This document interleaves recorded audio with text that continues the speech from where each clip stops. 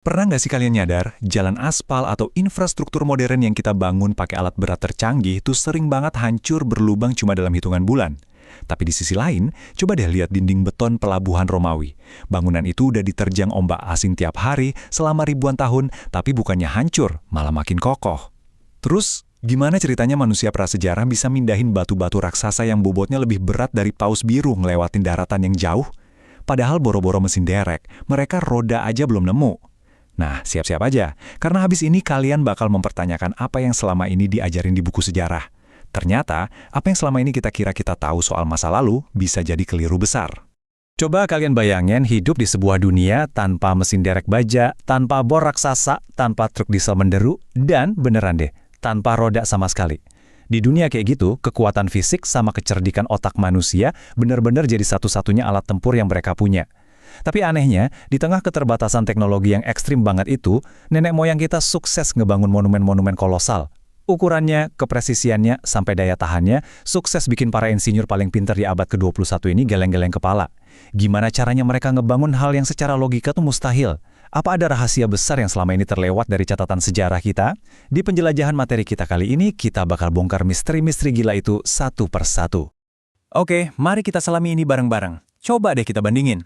Di satu sisi kita punya kebanggaan modern kita, gedung pencakar langit atau jalanan raya. Kita ngerasa udah di puncak peradaban. Tapi kenyataannya, bangunan kita tuh butuh perawatan dan renovasi terus-menerus, biar nggak rubuh. Di sisi lain, kita ngelihat monumen-monumen kuno. Mereka udah berdiri tegak selama lebih dari 4.000 tahun, dan hampir mustahil buat dihancurin. Dan dengerin baik-baik, rahasia mereka ini sama sekali bukan ilmu sihir, dan jelas bukan bantuan alien kayak yang sering diocehin teori konspirasi di luar sana. Rahasianya murni ada pada pemahaman mereka yang luar biasa dalam tentang alam. Sebuah pengetahuan yang ironisnya malah udah dilupain sama kita, manusia modern. Bagian 1. Fisika menggerakkan raksasa. Mekanika berbasis alam. Waktu ilmuwan dan arkeolog modern pertama kali ngelihat blok batu seberat puluhan ton, tebakan pertama mereka adalah, wah ini pasti butuh ratusan ribu budak yang disiksa buat narik batu pakai kekuatan kasar. Tapi penemuan arkeologis ngebuktiin realita yang jauh lebih elegan. Mereka tuh nggak lawan hukum fisika, mereka justru ngehack fisika itu sendiri. Coba kita lihat Jepang kuno. Alih-alih pakai gergaji atau palu raksasa buat motong batu di tambang, para pekerja tuh cuma masukin potongan kayu kering ke dalam lubang-lubang kecil yang udah dibikin di batu itu. Terus, mereka cuma nyiram kayu itu pakai air. Sesederhana itu. Kayu yang nyerap air bakal ngembang perlahan, nyiptain tekanan alami yang luar biasa kuat dari dalam, sampai akhirnya batu sekeras apapun belah dengan potongan yang super rapi. Jenius kan? Terus kita terbang ke Samudra Pasifik, tepatnya di Pulau Paska, Rapa Nui. Kalian pasti tahu patung Moai raksasa yang beratnya bisa sampai 86 ton itu kan? Dulu orang ngira patung itu digulingin di atas batang pohon. Padahal, sejarah lisan penduduk asli selalu bilang kalau patung itu berjalan. Dan benar aja, riset modern ngebuktiin kalau cuma pakai seutas tali dan gerakan ngayun dari kiri ke kanan secara berirama, sekelompok kecil orang bisa bikin batu raksasa itu seolah-olah berjalan tegak menuju tempatnya. Kayak kalau kita lagi mindahin kulkas berat di rumah aja. Nah, kalau di Mesir ada lukisan kuno dari tahun 1900 sebelum Masehi yang ngungkap trik receh tapi mematikan. Basahin aja pasirnya. Dengan nuangin air yang pas banget takarannya di depan kereta luncur pembawa batu, pasirnya jadi padat dan nempel. Ini motong gaya gesek sampai setengahnya, bikin batu raksasa meluncur mulus kayak lagi di atas es. Dan penemuan yang satu ini bener-bener ngebawa yang mustahil jadi masuk akal. Perhatiin deh tuas berbentuk huruf A yang dipakai buat ngebangun Stonehenge ini.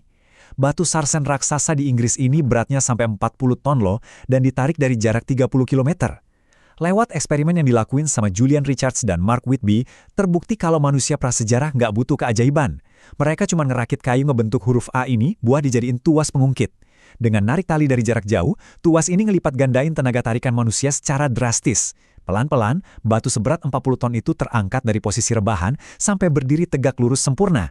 Nggak ada satupun alat berat modern yang dipakai. Benar-benar pertunjukan fisika dasar yang menakjubkan. Bagian 2, rahasia beton Romawi yang abadi.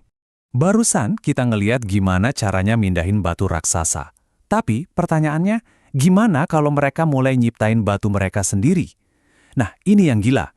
Kalau kalian main ke runtuhan tembok laut atau pelabuhan Romawi kuno, struktur itu tuh udah digempur ombak laut tiap hari selama 2000 tahun lebih. Logikanya kan hancur lebur ya. Tapi anehnya, beton ini malah makin kuat seiring berjalannya waktu. Awalnya, para ilmuwan modern bingung banget. Waktu mereka neliti beton Romawi ini di bawah mikroskop, mereka nemuin ada gumpalan-gumpalan kapur putih yang nggak larut sama rata. Bertahun-tahun lamanya, ilmuwan kita ini dengan pedenya ngira kalau itu adalah sebuah kesalahan. Mereka mikir orang Romawi itu ceroboh, ngaduk semennya nggak benar. Tapi, betapa salahnya kita. Gumpalan kapur putih itu ternyata sama sekali bukan kelemahan. Itu adalah senjata rahasia dari teknologi super canggih yang sekarang kita kenal sebagai beton yang bisa menyembuhkan dirinya sendiri. Biar kebayang jeniusnya, coba kita bedah reaksi kimia di dalam beton ini. Prosesnya tuh jalan dalam 4 tahap simple, yang kalau dipikir-pikir mirip banget sama cara kerja biologi tubuh kita waktu nyembuhin luka. Pertama, gara-gara gempa atau tekanan cuaca, retakan super kecil mulai muncul di dalam beton.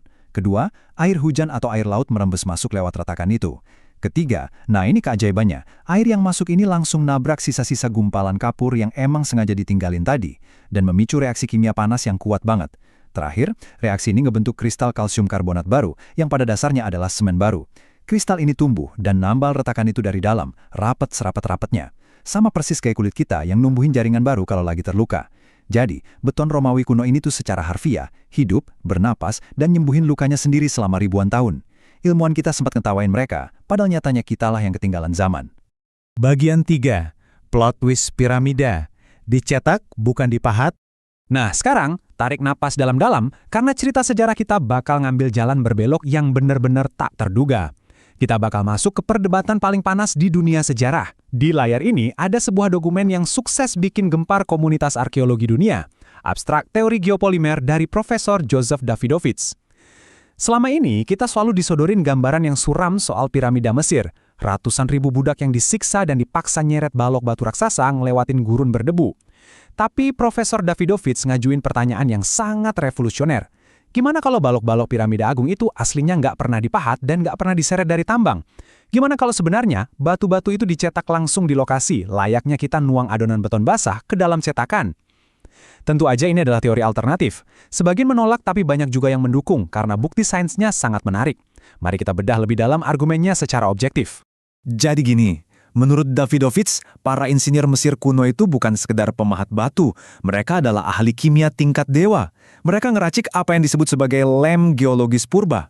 Bayangin, alih-alih capek-capek mahat batu keras di tengah terik matahari gurun, mereka manfaatin alam. Waktu sungai Nil meluap, airnya bikin batu kapur lunak terurai jadi semacam lumpur. Nah, lumpur basah inilah bahan dasarnya. Terus mereka campurin bahan-bahan lokal yang gampang didapat, tanah liat kaulinit, lalu ada mafket, semacam silika tembaga dari tambang lokal, garam natron khas Mesir, dan kapur pembakaran dari abu tanaman. Semua ini dicampur jadi adonan basah, diangkut santai pakai keranjang kecil ke atas struktur, terus dituang ke dalam cetakan kayu. Mirip banget sama teknik bikin tembok tanah liat padat di era modern. Begitu kering, jadilah balok piramida raksasa. Sekarang, kalian mungkin mikir, loh, kalau emang dicetak kayak semen, masa sih ilmuwan modern bisa tertipu berabad-abad? Nah, justru itu bagian paling mind-blowing dari teori ini. Waktu adonan basah tadi mengeras di panggang matahari Mesir, terjadi yang namanya reaksi geopolimerik di tingkat molekuler. Reaksi ini ngubah zat-zat kimia tadi jadi batu kapur alami buatan. Akibatnya, waktu seorang ahli geologi ngecek batu piramida ini pakai mikroskop standar, ya mereka ngelihatnya ini 100% batu kapur alami, lengkap sama fosil-fosil kerang purba di dalamnya. Kenapa? Ya karena 95% bahannya emang dari alam. Tapi, saat seorang ahli kimia material ngecek pakai mikroskop resolusi super tinggi, barulah rahasianya ketahuan. Mereka nemuin ada sekitar 5-10% zat perekat aluminosilikat buatan manusia yang ngikat bahan alami tadi. Ini adalah trik penyamaran kimiawi yang saking level dewanya sampai sukses ngebohongin buku sejarah kita. Buat ngedukung teori geopolimer ini, Davidovits juga nunjukin banyak celah logika yang selama ini ada di teori pemahatan tradisional yang kita pelajarin di sekolah. Misalnya nih, banyak sejarawan pro pemahatan ngandelin lukisan di prasasti Tura yang liatin gambar kereta luncur narik batu.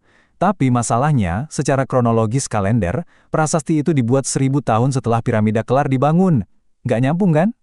Terus ada juga teori yang bilang, batunya dipotong pakai pasak kayu yang dibasahin air. Usut punya usut, itu ternyata teknik temuan peradaban Romawi yang baru ada jauh setelah era emas piramida berlalu. Belum lagi masalah tanjakan raksasa dari tanah lempung. Logikanya, kalau pekerja harus terus-terusan nyiram air ke tanah lempung biar kereta peluncur batu bisa jalan lancar, tanjakan itu bakal langsung berubah jadi arena perosotan lumpur yang licinya ampun-ampunan. Nggak mungkin banget bisa dilewatin beban balok seberat 2 ton. Bagian 4. Warisan jenius dari masa lalu. Nah, meskipun perdebatan ilmiah soal gimana persisnya piramida dibangun ini mungkin nggak bakal pernah selesai antara ahli geologi dan ahli kimia, ada satu hal yang nggak bisa kita bantah. Nenek moyang kita itu sama sekali bukan manusia primitif yang cuma bisa ngandelin tenaga kuli dan paksaan. Kutipan di layar ini nyimpulin semuanya dengan sempurna. Solusi untuk berbagai permasalahan di masa kini mungkin telah ada sejak ribuan tahun lalu, tersembunyi dalam warisan leluhur kita yang tak ternilai. Coba deh kita renungin lagi. Mulai dari kepresisian titik astronomi dan tuas pengungkit raksasa di Stonehenge, akal-akalan tekanan air dan kayu baji di Jepang, sampai ilmu kimiawi tingkat dewa bikin beton Romawi yang bisa nyembuhin diri sendiri. Para pembangun kuno ini adalah pengamat alam yang jenius. Dan kalau dipikir-pikir, agak ironis ya, ilmu pengetahuan dan insinyur bangunan modern kita justru baru aja mulai merangkak buat nemuin kembali teknik-teknik ekologis kuno yang luar biasa ini.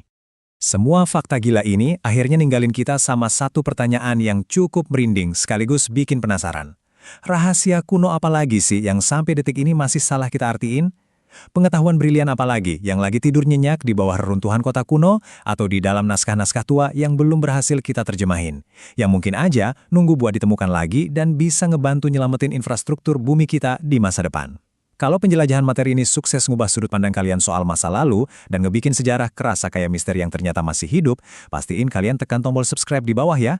Mari bergabung sama kita buat terus ngebongkar lebih banyak lagi kebenaran-kebenaran tersembunyi yang nggak pernah diajarin di kelas sekolah kalian. Terima kasih udah menyimak sampai akhir dan sampai jumpa di penjelajahan sejarah berikutnya.